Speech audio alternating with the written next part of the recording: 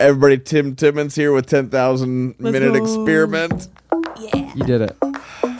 We're not all perfect. It's okay. We're not all perfect. No, we're going to start again. All right, everybody, welcome to the 10,000 Minute Experiment. This is Timothy Howard Timmons. We've got Imoy, Iram, Imoy, No, come on. Moy, Yes. Denise. Jeez. Hey guys, I'm Chris. Chris Cleveland. It's good to be here. To my hot left, your hot right, your hot middle. We've got Elias Dummer. Okay. I'm spinning. Yeah. Yeah, do you go by Elias or Eli? Eli's great. That That's works the too. best way to do it. Yeah, Elias, Eli matters not to me. Yeah, and it's kind of like when I go to Norfolk. Yeah. You know, the place that you don't ever want to say the name of the place because you feel like you're going to say something wrong. That's true. Because Is there an L? There's an L, but it's not kind of a pronounced, and silent? I just pronounced it actually incorrect. But to pronounce it correct, you'd have to really say the bad word. Right. Right. And so sometimes if I'm saying your name out loud, your last name, Dummer, I don't want to say it because I'm like, I don't want to mispronounce it. Oh, totally. It would probably be more difficult if I didn't embody it so Yeah, I mean, you embrace Got him. so true. Well, I only say it because you're so aware of it, and you're always saying something about it, which is it just diffuses everything. Oh yeah, yeah. I mean, you know, the first kid in kindergarten had something to say, and then that was it. You get used to it. It doesn't bother me in the slightest at this point. Okay, so just for fun, I mean, we're not even whatever. Yeah. How did that shape you? Did that shape you? It's kind of like a boy named Sue. Yeah. I think that's probably a good way to put it. You end up with thick skin because you're basically. I mean, every hello, my name is. Right. I'm either like wearing a name tag that they can't read, or Did you ever try to spell it like jack up your R so it looked like an O? Or? No, I never did that. I mean, Add a dash over it. Yeah, that's what Dumais. Well, in Canada, you might have flown with it, but people would come up and they would try everything to avoid saying Dummer, and I would, for whatever reason, maybe some part of me is like a little bit of a jerk or something, and I'm like, no, it's Dummer. Like you can please say it. You know? Did it shape? I mean, I'm actually being serious. Did it shape you at all? Yeah, I mean, I think so on some level. It's hard not to. I mean, particularly in that my name is Elias, mostly because my mom was named Jan. She was always called Janet or Janice or everything, and she was forced into this position of having to say, no, it's just Jan. So in her head, like this whole just Jan thing really shaped her. Right. So she was like, well, we're going to call you Eli, but we're going to name you Elias in the hopes that you're never just Eli. Well, the problem was, as lovely as that sounds, they didn't notice that the syllable that they added is the word is.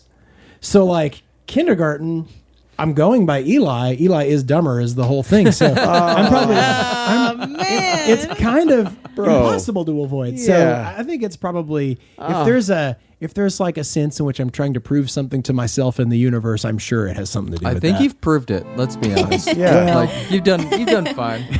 I don't know. We'll see.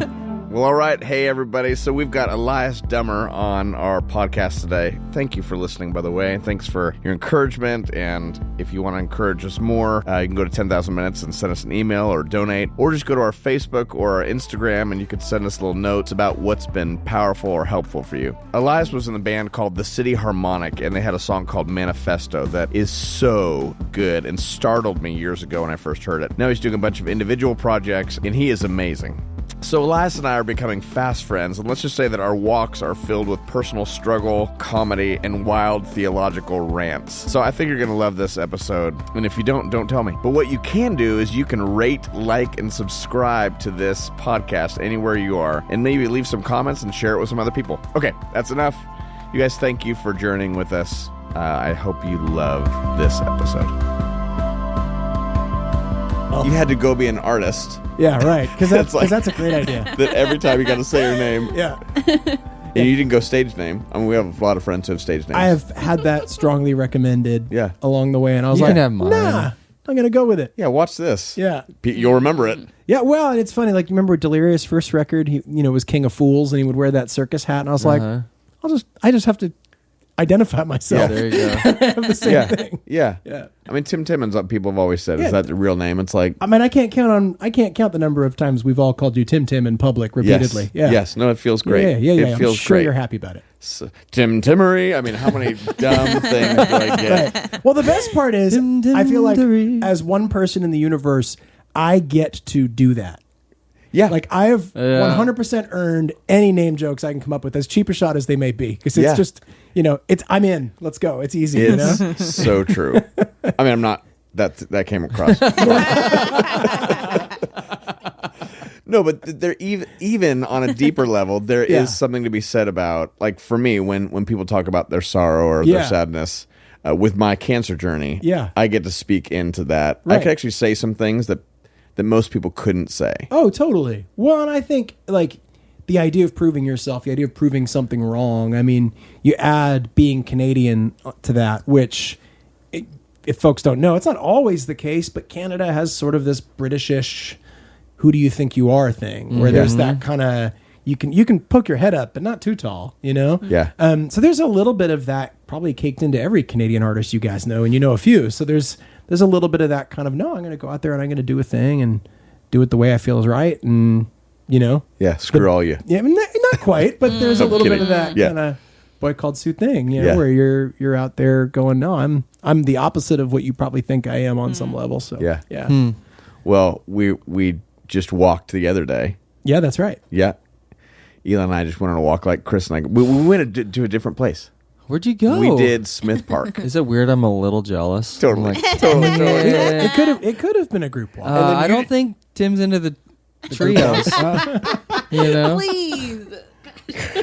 And then you just walked. I just walked with a guy named Micah, who that day he's like, Yeah, we wrote hey, that I'm day. riding with Chris Cleveland. I'm like, oh, he walks this walk all the time. We wrote a song that was stemmed from the walk. I'll let Really? you listen to About it later. walking? Yeah. He Tim's said an he said you idiot. guys stopped at some point and like Yeah. we made him like, I don't know, not talk. Yeah, you're outside Oh, of still. thank God. No, I'm totally kidding. said- And he We're was just gonna- like, and this is what came to my head. And I was like, well, here's a song. And it happened. Love it. Magical. And I said, Tim Timmons is not getting a cut of this song. Yes, please. Yeah, it just depends on how loosely you define in the room. Yeah, really. that's right. That's right. Right. Speaking of in the room, we did just have a friend, Savannah Locke, and we were talking about somehow Canadians came up, or maple. Yeah, Why did maple come up? syrup. Okay. And then Chris said maple jam. I did. I don't know if that's Fair. a thing. I don't believe that it is. It probably but should be. well, there is maple spread. Like you. Let's go, Chris. I'm into that. You are onto That's the something. same thing, guys. Spread. It's definitely not the same It's thing. just the way Canadians say it. It's language. Maple aioli. Yeah, their jam is our spread. Okay, got it. So you're one of those Canadians. I am indeed. Yes. Okay. We were also trying to make sure what the Sports balls what team. the sports balls team was called. Yeah. The Maple Leafs. Yes, the and Toronto it's- Maple Leafs. I have repeatedly heard them called the Maple Leaves, and Leafs. it is upsetting. It is Leafs. Not with a hard V, but an F. F. Yeah, Maple Oh, Leafs. You now guys said it we right know. just now. I don't know on some other occasion. Now we'll I'm see. worried I didn't. Leafs. No, you're totally Maple Leafs. Yeah, with an F. yeah, with an F. Yeah, Maple Leafs. This Done. is perfect. I had a And they and it- play the sport of hockey. hockey. Yeah, yeah. They play Sports balls. the national religion of hockey. Yeah. Okay. Well, Eli. That's how guessing- interested we are. I'm guessing the hockey topic is dead. That's what that means. I'm going to be honest. With hockey, I don't understand icing at Oh, all. yeah. And people have tried to explain it. It's almost It's like like offsides Well, you in played soccer, soccer. but I don't get Yes. that either. So I'm like, I don't know. people try Well, to it explain. just doesn't move. In soccer, like the defenseman is the offside line, and in hockey, it's just the blue line. That's it. I know. I just. Don't. It's like the whole flying thing when people are like, well, it just the air hits the wings and it goes over and under like a thermal sphincter. And I'm like, I don't. Did you No. just say a thermal sphincter? I did. I said it. Sue me. Sue me. Stop listening to the podcast. Please don't stop. And send all your comments to timtimmons right. at gmail.com. Go. That's right. Anywho, Eli is a terrific songwriter. We actually wrote a great song that's coming on your new record coming up soon. Yes. Yeah. Mm-hmm. That song is out end of October. Okay. Oh, nice. Yeah, October 29th. Well, this will be around there. Cool. Well, there you go. This feels right. But he was in a band before I was. called The City Harmonic. the City Harmonic. And you guys had a song. I call it Amen. I know You can that's call the it that. wrong title.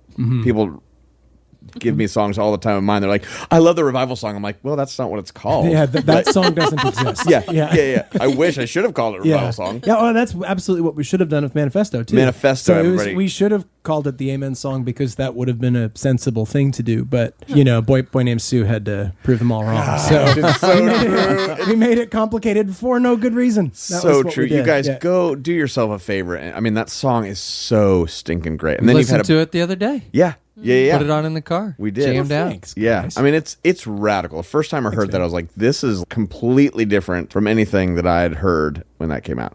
And you've had a bunch of other songs come out since, but you do a bunch of things. Like you are also a marketing nerd.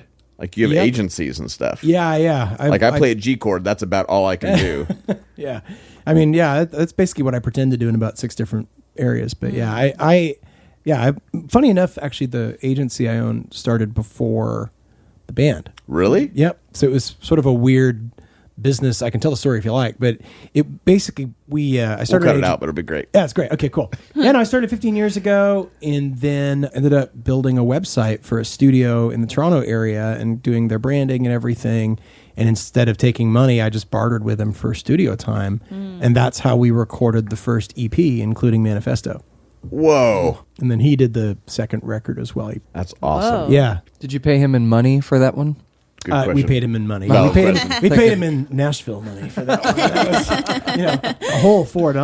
Yeah, that's pretty good. And Maple Jam. That's right. We paid him in maple jam and boots. That was That's how you do in Canada. So yeah, you've got your hand in a lot of different buckets. What am I supposed to say? I felt like I was going to say something inappropriate. Baskets, baskets, bucket. They all work. Yeah. They're all good. Buckets, there's streams. Yeah, streams. You've got your hand. You got your Okay. hand and your feet in a lot of different streams. Yeah, some stuff in the art world, music, marketing, ministry. Yeah. Yeah, you're because you were a church planner. Yep. Yeah, I've been involved in a couple of church plants. Not I don't want to give the impression that I've been the senior pastor at the front of a charge. That's not been the case, but I've been involved in several and was just recently part of planning one here in town for about 6 years. And then you've got about 800 children. 801. Yeah. Yeah, we had one yesterday. You guys think I'm kidding? Yeah. Yeah, you No, got we have 5. Yeah. 5 kids. That's a lot of kids. Yes, it is. When it comes to names, there's that thing where you're getting old and you Yeah. try to figure out which one it is you're yelling at, and that just started very early, just because of the number of children. Yeah. One of your kids was here last night at youth group at my house. Yes, and she adores Tim Timmons. Yeah, we're she's a big BFFs fan. right now. Yeah, it's true. She's pretty cool. It's true. Yeah, it was awesome because your wife dropped her off last night, and it's at kids' houses. Every grade is at a different kid's house. So Yes. she had dropped off 3 kids last night. Yeah, Oh my gosh. yeah. It was all over town. youth group planning. No matter how well is not designed for large families. It is No, it's not. you've got to go. It's yeah, and I right. had 2 at home, so we're the logistics is really something. Speaking of logistics, Sure. we are talking about practicing the presence of God. Awesome. That's, in the 10,000 minutes stuff, it's how do we practice the presence of God all week long? And what's that even look like?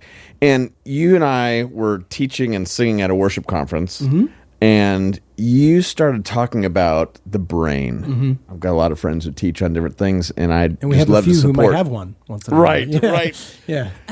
And you were talking about worship and the brain, and I was just mesmerized. I was like, this is crazy. And not that we need to fully get into that, but Sure. I just wanted to get into in some of your studies, because you're a really bright human. Well, that's kind of you. Thank you. What was your podcast that you were talking about doing? Oh, somebody recommended it to me. They said that if I ever make a podcast, I should call it Smarter Than Dumber, which, you can't avoid the kind of dad joke element of that. It's genius. I was thinking Dumber is smarter, but it's fine. Ooh, that's not I don't think bad. I think back to the "Who do you think you are" thing in Yeah. Canada. The listenership would be 0. Yeah. It's like, who's that? So, in your studies so far, and anybody who's listening, you can please disagree Yeah. and let us know, and be offended, but just kind of actually just stick in it, because it's Yeah. worth listening to. Yeah. What does it look like to practice the presence of God with our minds? Oh, wow. Yeah. Well, I should say up front, I'm not in any formal capacity a neuroscientist. So Yeah. I am a long-standing amateur when it comes to this topic. But I read up on it a lot. I really enjoy this area. And I mean, you're a total nerd as well. I mean, I think I'm in a great way, you're also I am a well-read total nerd. Yeah. And so when it comes to this stuff, I like to get into the weeds of it and kind of get stuff figured out. So I think the thing for me, it started with kind of the relationship between the brain and music and kind of what music mechanically does within us. And then that sort of opened up this Pandora's box for me in terms of worship and what worship does and is in our lives. And so it's probably difficult for me to talk about. I mean, you could go all kinds of directions. You could talk about anxiety. You could talk about all kinds of things when it comes to the brain. But the area that I've probably spent the most time thinking about is really what it means in terms of what happens when we are together as the church or when we're singing together or that sort of thing. Because it's actually pretty freaking remarkable. And it's interesting because I think it has a lot of theological implications for us too. And so here's what I mean.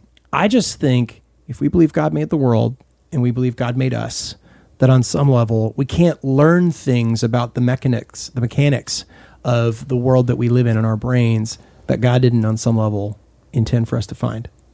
So there's really that kind of very human element to what we do that doesn't mean it's not real. So before I kind of talk about how that works with worship, it's like I almost feel like I have to preface that with like, just because Penn and Teller are still doing magic when they explain the trick. Right. And in the same way, the Holy Spirit can still be working through some of these things that we do, even if we can see and measure, which we can, some of the mechanics around what's happening. So I feel like it's important to start there. Totally. So practically, what does that mean? So in Matthew 22, you've got this, hey, how do we inherit eternal life? And Jesus says, love the Lord your God with all your heart, all your soul, all your mind, and all your strength. And the second is like it, love your neighbor as yourself. The shorthand of it is that, mechanically speaking, our brain, to some degree, literally does that in group singing. So it is kind of insane. So on one level, when group singing happens, there are two hormones that are pumped into your system. Dopamine is the reward chemical. That's the one that's like, hey, good job. You should do that thing again, right? And people are pretty familiar with the idea of dopamine. Oxytocin is the other. Oxytocin is what's sometimes called the love hormone. So that is what happens when you hold your baby for the first time. Your body floods with it. When you prepare to have children later, when that whole thing, that is probably the activity that produces the most oxytocin. So there's a lot of that. Well, singing is like pretty high up there. Group singing is pretty high up there. So it bonds you. It deepens social bonds in a really, really meaningful way with the group that you're with.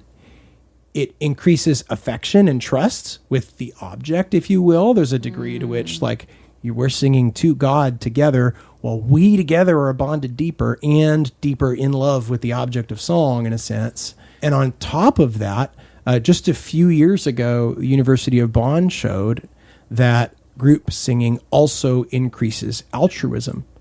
So it's quite literally true that while we sing out loud together, we're rewiring our own brains to do Matthew 22, to love God with our whole selves, to literally love our immediate church neighbors, but then also to go out into the world wanting to actually do the very thing as we leave. It's kind of insane. So that's all in the brain. That's all. That's just the mechanics alone. Is that it? Yeah, that's right. You could sing, you could get together and sing "Hey Jude," and that's still true. Yeah. And so I think that the thing is which has all kinds of crazy implications for worship leading and worshipers. But please, I would like to go there. Okay. Yeah. Well, I mean, it's sort of back to the thing I started with, where what makes a worship experience a real experience? Yeah. Right. And sometimes we are tempted to take something that is a real experience we have and make that the official marker of its authenticity. So say something that you might call an ecstatic experience, right? Which, frankly, of course, we all adore that. We all, even many of us who've tried to think differently about how it works can still remember some point in our lives where there's nothing like that ecstatic moment, right? Yeah. But the problem is those ecstatic moments exist in every faith. or in almost every faith. So that I'm not. Because that's a built-in. That's a built-in mechanism. Yeah, okay. someone can have that at 9 Inch Nails just as well as they have it at church. Now, it's not as common. It's not as frequent. So we have to. But I've had that. I've had that at a Martin Sexton show when I was younger. Like the U2 show, man. I walked away thinking, God, is Bono going to be the worship leader in heaven? Like, what is it? Yeah, right. Well, and that's kind of my point. That mechanism is there. It's built in, right? When that experience becomes the benchmark for authenticity and we experience it elsewhere, it begins to give us doubts about the thing that we thought was true because of it.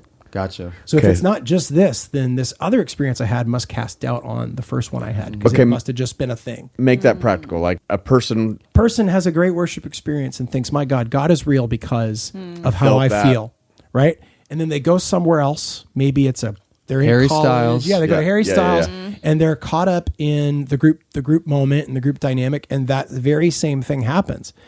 If they believed that the feeling was what made it real and true, right, then they're like, well, Harry Styles isn't God, so maybe there isn't God, or maybe there's this sort of collapse of, or there could be very easily. So I think it's important for us as worship leaders to sort of take the genie out of the bottle a little bit, to sort of say, no, we all believe the Holy Spirit does real things in our lives. Yeah. The problem is the outcome of that ought to be not necessarily we all felt great and cathartic, although that is obviously a mechanism for good reason. Yeah. Right. But we ought to be looking, when did we succeed as worship leaders? Well, love, joy, peace, patience, kindness, goodness, gentleness, faithfulness, and self-control. That's, when we're loving God and loving our neighbor as ourselves. If those things aren't the metrics for a successful worship thing and not just hairs on end, then we're really setting ourselves up and setting our people up for disappointment in the long run, because the mechanisms are real. We can see them. Is that all there is to it? Is that the metrics? It's almost the worship experience. Yeah. Are metrics so often for that, whether you are a leader or a person in the room, is like, oh, worship was so good today. Yes. I mean, I don't know how many times I've been told that. Yeah. And I always want to go, great. Like, I think that's part of it, is like there's this weird relationship between, and that's sort of what I'm talking about with the doubt side of things, where it's like, well, once we know it can be measured, then it doesn't matter. And I just don't think that. I think it actually matters a great deal. Right. So it's not throwing the baby out with the bath going, that's exactly this is right. a terrible thing. It's actually, we shouldn't even have this as a metric at all. No, not even that. It's like, well, that's part of what doing a good job means, is that. I mean, you look at how people make decisions, right? So they've done quite a few studies on this thing called split brain syndrome. So that's where you have an injury that, and this is something that marketers have known, by the way, for a very long time. So if this sounds cynical or like I'm full of it, I'm sorry, it's at this point pretty well known. People who have had their emotional center disconnected from their sort of conscious self by injury, right? Those people are literally incapable of choosing. So like the thing with which you actually make decisions is an emotional part of your brain. And some people have even called it the reptilian brain, which of course, depending on your thoughts on evolution, you can take issue with the name. But the point is that we have this part of our brain in common with just about everything that has legs. And so the idea is that like the actual choice-making mechanism occurs prior to any part of the brain that has language or capacity for language. So choice-making is not always that rational. There's this sort of relationship between the rational brain, the thing we think with, right, and our actions in the world, and yet that feeling, experiencing, trusting, growing, bonded instinct is crucial for what we actually do. So to that end, yes, we can measure it. Yes, we can see it's a mechanism, and yes, it's extremely important. Because if we don't have a strictly stoic faith, is one that doesn't choose to do anything good. No movement. There's no movement. We're literally incapable. Or even in our stoicism, it's a bit of a fantasy. We've convinced ourselves that we're operating without emotion. But if it were true, we wouldn't actually be doing very much with it. Okay, so how does this play out? I mean, I'm also curious about we've talked about this in many different ways, but what you learn about people with all your marketing stuff and the brain and Jesus people, and what does this look like to actually practice the presence of God? Right. What's that look like on a brain level? Yeah. Like what's actually going on there? Yeah. Well, and that's something that like is sort of similar with meditative practice too. I mean, there's been a lot of study on that. Frankly, probably more on meditation than there has been on Christian prayer.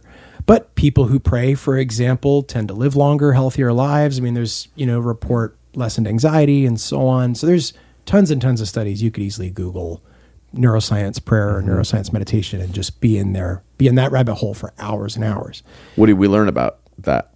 Well, I just think that, for one thing, that for all of our supposed information revolution and enlightenment, that the things that we've been doing for a long time do actually have benefits and are meaningful and important, no matter how you measure it. So if you're a Christian and you think, well, I pray to be in communion with God, great, and you want to practice the presence of God, that's me. I mean, I'm going around the world thinking like, maybe you've mentioned it on the podcast, I don't know, Brother Lawrence. I mean, there's this sense in which like you're practicing the presence of God by trusting that he's the God of the pots and pans, I think that's really, really important. But at the same time, even if you are strictly unaware of God or reject the idea entirely, everyone's starting to notice, these practices alone are beneficial.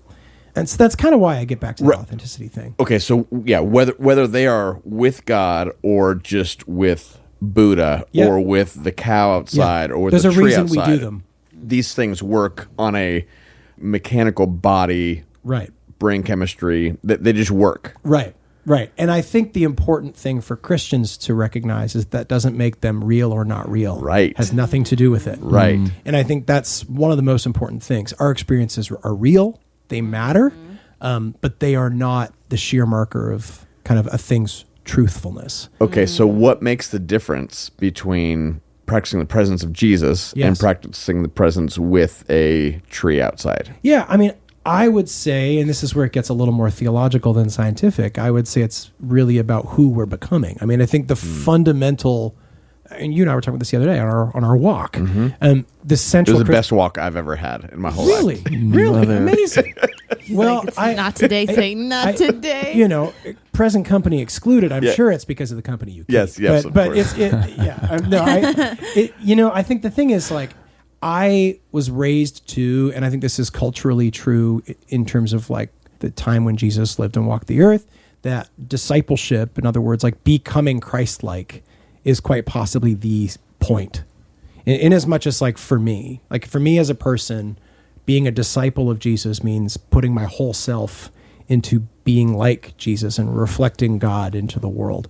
If that's my central theological belief, that the point is participating in who God is, then all of these little practices and habits that make me more Christ-like are crucial as opposed to optional. I think we have probably a system of thought that says something more like, well, if you agree with these 6 beliefs, and I'm not saying that doesn't matter, I actually think it does matter, but my point is, if you agree with these 6 beliefs, well, now somehow you are in this camp and not that camp.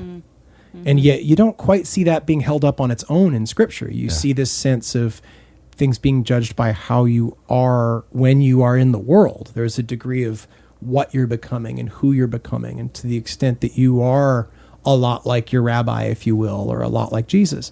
And so these things, the fact that these mechanisms actually work, should be encouraging. It should be like, I'm becoming like the object of my worship. I'm over time, and that's true whether I'm doing the pots and pans or I'm in quiet prayer, We have a ton of church communities all over the place that some are extremely charismatic and lean into this stuff, and some are like not. Right. And almost anti that stuff. How do we see these things, even with the brain? Like, how do we reconcile these things?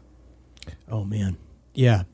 So I grew up in the Toronto area. I'm from Hamilton in the 90s. Yeah. So if you don't know, stuff. Toronto Blessing stuff was everything. I mean, you look at Alpha and Holy Trinity Brompton in the UK.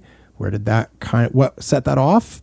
A trip to Toronto. You look at Bethel. Yeah. I mean, it was a trip to Toronto. So there was sort of this big thing coming out of Toronto, and you couldn't escape it where I was. So I am theologically charismatic.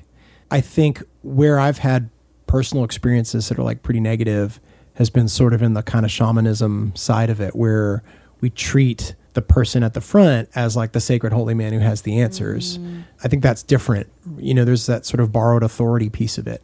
For me, and again, I say, I actually believe God is speaking to us. I believe God speaks in supernatural ways as well. However, if you're in a worldview that requires what we're talking about right now to be exclusive to Christian experiences, and you find out that it is not, you end up with a real problem, you know? And so I think that's part of it. For me, I think, you look at Judaism, you look at their history, in their history of their beliefs, there was some interaction with Greek thinking, but for the most part, they were holistic. They saw the body and the person and the soul as kind of this intertwined mess of a thing. Yeah. Right? I mean, the debate between the Pharisees and the Sadducees was that the Pharisees thought people resurrected and the Sadducees thought this is all you got. Well, that's pretty telling in terms of the relationship between the spiritual and the physical, right? And so I look at it that way and I think, man, there isn't some distinct finding that I know of that would differentiate one from the other, except to say, to what extent are these spiritual experiences that we have interactions with our bodies, and is that okay? Mm-hmm. And because I think you would have a MacArthur type look at that and say, see, that's evidence that it's not the Holy Spirit working, but just your body. Well, that right there is, $10 word, dualistic belief. He's saying it can't be real because it's material. Right. And ironically, so are the charismatics who depend on that borrowed authority to be important and meaningful and to speak into lives. Wow. They're also saying it's only real because it isn't material. Yep. Except that we know that it is. So there's sort of this we have a lot of chewing to do as the church in that sense, I think, because we are finding out more and more about people and about how people work and how we decide things and how we form ideas and all of it. We're learning, especially in the last 10 years. And again, I say this as an amateur, more and more and more and more about how people become what they are and how people change from that and, our experiences and our emotions and all the stuff we've been talking about. Yeah. If the only option left to us in order to be faithful is to dismiss that, then we're creating an absolute binary choice for the kids coming up who are going to go off to college and learn hard facts. Yep. And go, what do I do with that now? Well, I guess this is real and that wasn't. Yep. And I don't think it's fair, and I don't think it's true. But what does all this look like? So when you think about practicing the presence of God, with all of just that you've studied, what's that practically look like for you? It changes from season to season. I'll say at this exact moment, it's been an extremely busy season, and I'm, disappointed in myself for how consistently I've done that, Done what? Well, just anything that resembles consistency. It's just been a mess of a few months. It's just life, you know? That happens to all of us. What it has done, learning about this over time has done, is help me to relax a little so that I'm not operating out of guilt quite as much. Right. I think this is useful. This is good. God wants to know me and I want to know God. And that needs to be at the center of it.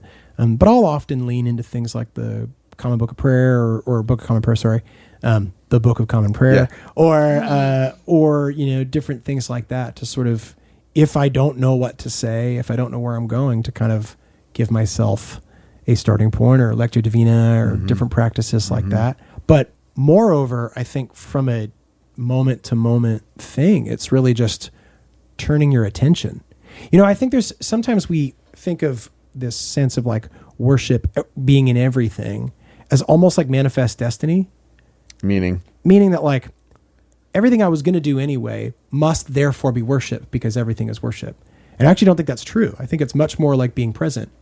It's much more like a centering thing where it's like everything that I experience and do affords me the opportunity to do it for God. But it doesn't mean that I am. There is an intentional presentness and centering. We've got to show up. That's exactly the right language.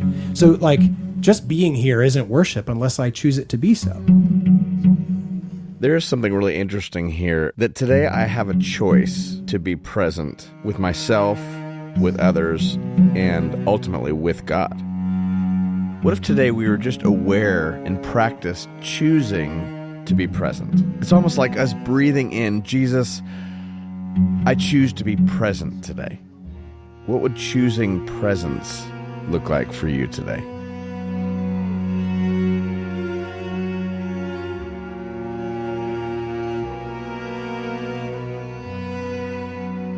unless there's a little bit of that like practicing presentness. I heard someone say the other day, and I can't remember where, but they were talking about this thing, and they said, well, if I go and I do X task, well, then I've just done that task, right? And it lived and died in that moment.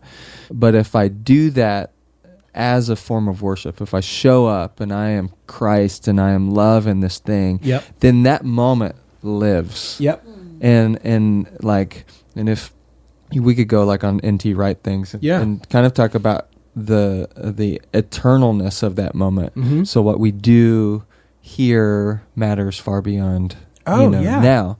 But we've got to show up to be able to join kind of God in those moments and the kingdom, really, if you go all the way into NT, to make it eternal. Oh, totally. Well, and I think it's has some really interesting implications for pastors and worship leaders too, because there's a degree to which, and this is sort of that like borrowed authority thing we were talking about, there's a degree to which sometimes we act as if we are spiritually special. People will use the word anointing about this, and that's a whole nother conversation. Right. But there's this idea of like, oh, the worship leader by default is a more sacred person than the dentist.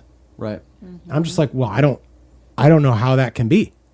I think if the dentist is showing up and the worship leader is doing the job but not showing up, there's a degree to which the dentist is infinitely more holy in their practice than the worship leader is in theirs, And so I think, and again, back to the kind of brain science thing, there's sort of this element of talking about performance and worship where we sort of judge everything by the authenticity of the moment. And that gets a little weird too. So that's partly why I say it gives me peace to relax. Yeah. It's like, you know what? This is a complicated thing. I'm a hot mess of reasons, for doing whatever I do. Yeah. And it's okay. And God knows that. It's by design, apparently. So on some level, I can relax into, okay, in each moment, I show up to God. I center on something outside of myself and my lived experience in Scripture.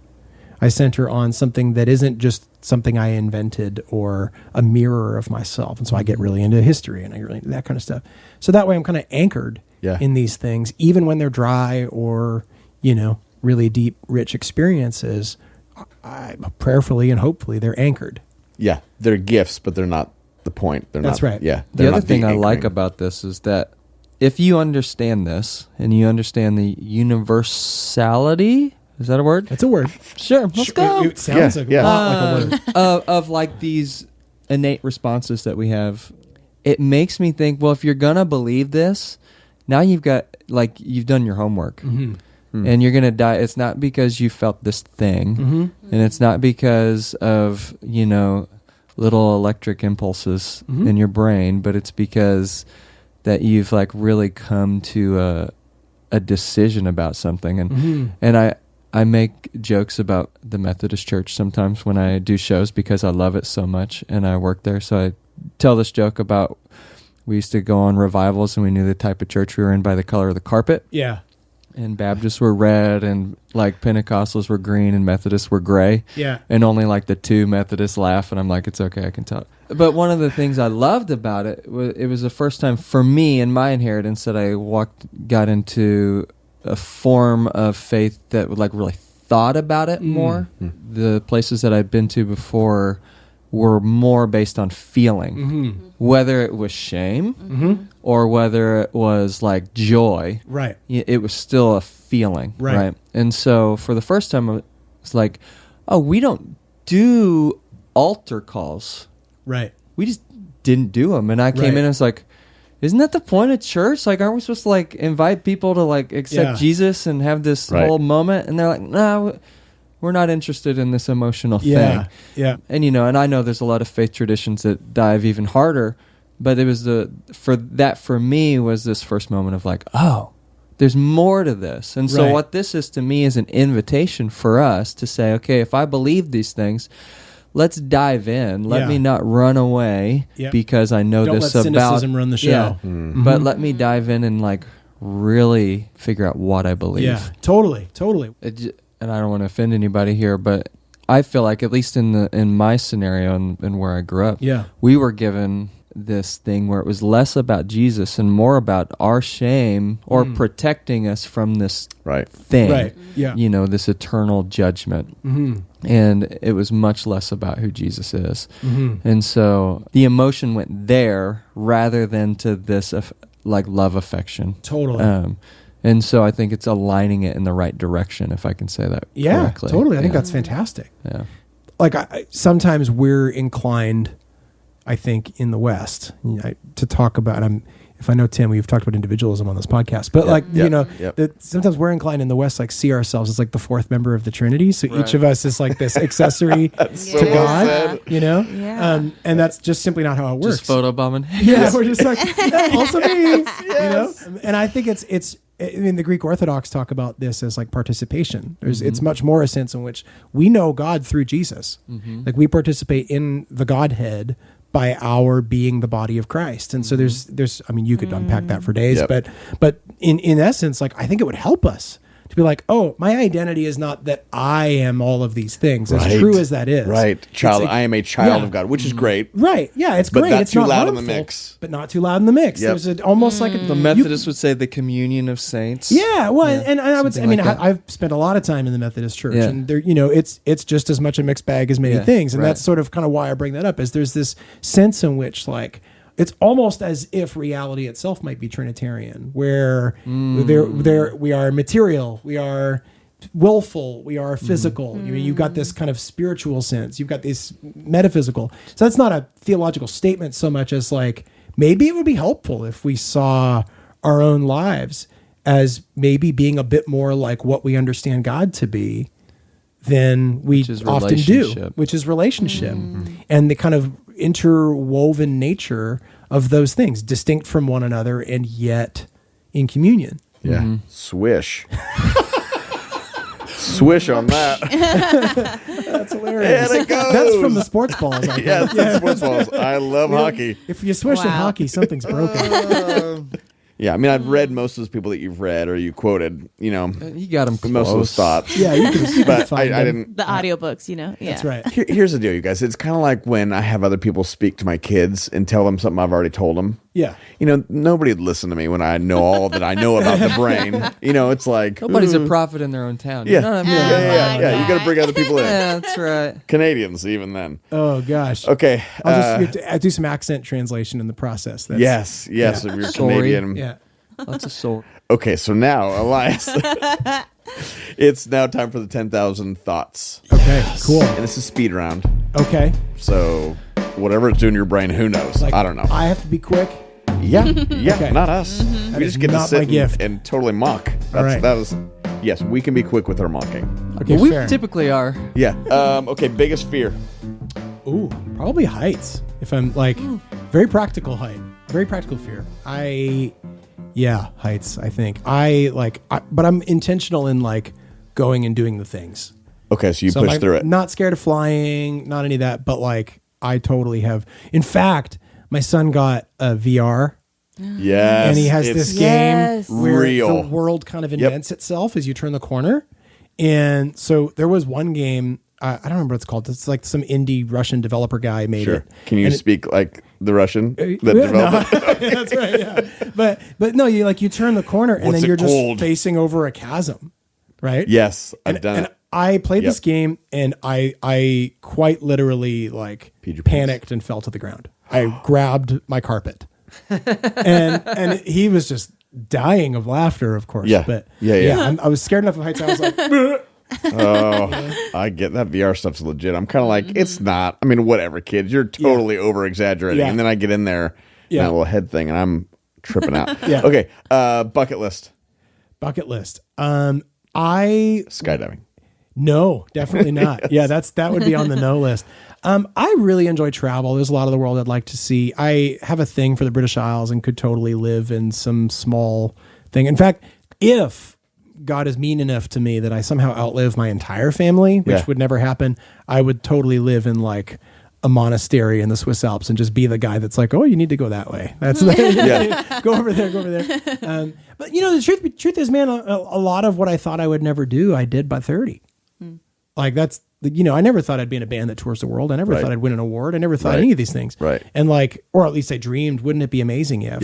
Yep. And I did them before I was 30. And so there's sort of this after that, it's kind of like, oh, I need a new list. And, and that kind of thing. So I'm still figuring that out. Go-to snack. Maple spread. Maple spread all day. Maple jam. My go-to snack is probably like beer nuts, that kind of thing. Like the Can you say that? candy coated. Can I say?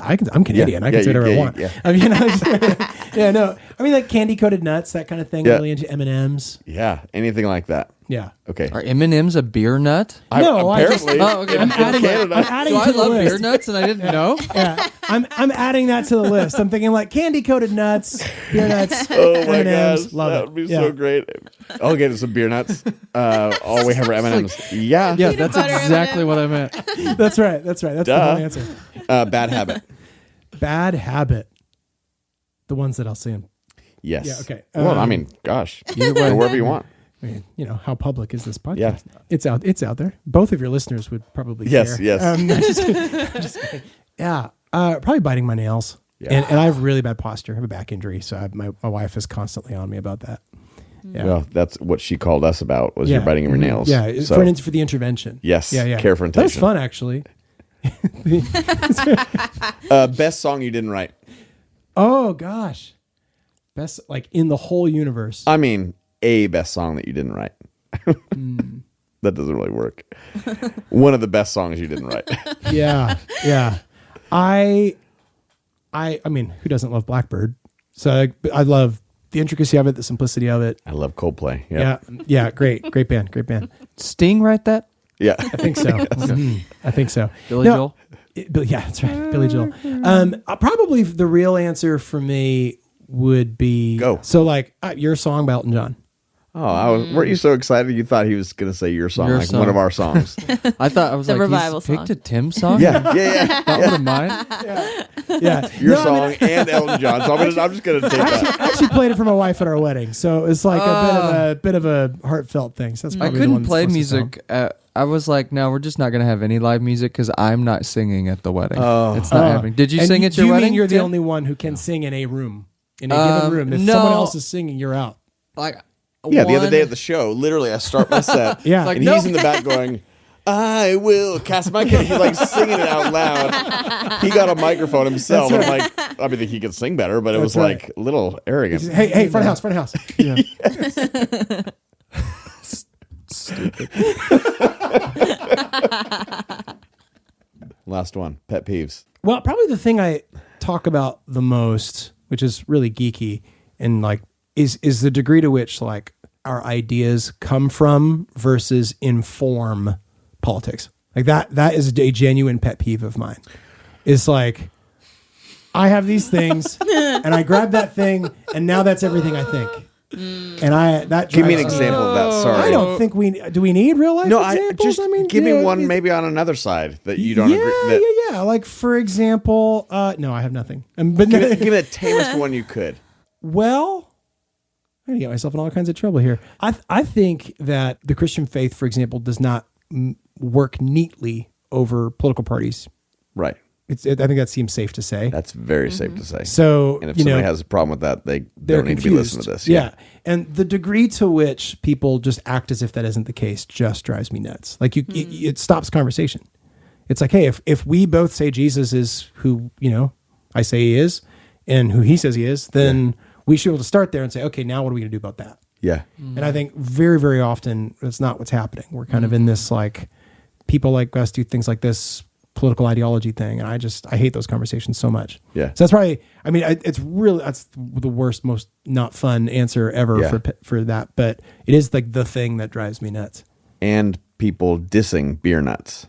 Well, Speaking of nuts. Yeah. I like the peanut version, but they came out with the ones with the pretzel in the middle. Yeah. that's Yeah. pretzel Yeah. now. Ooh, I just saw almonds.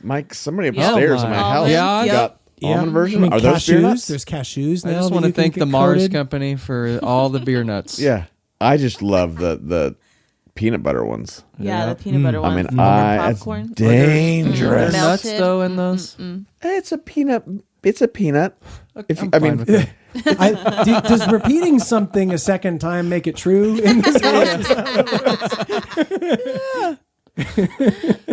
Well, everybody go out and get your favorite beer nuts and get ready for Episode 20. 28's next week. 8. Oh, wow. Okay. Awesome. Elias, thank you so much. Thank you, guys. Where can people go to find what you're doing? MyWeirdName.com, EliasDummer.com, Elias Dummer on Instagram, etc., etc. Nobody's taking that handle. Nobody's taking that handle. Nobody. So That's super cheap. I have the benefit of being me on the internet. You know? That's- There's only one. Actually, there's two. There's a guy in Brazil, apparently, whose name is Elias Dummer, but he's got a private Facebook account, and that's it. Yeah. I tried to sue him for my name, but it didn't work. Yeah.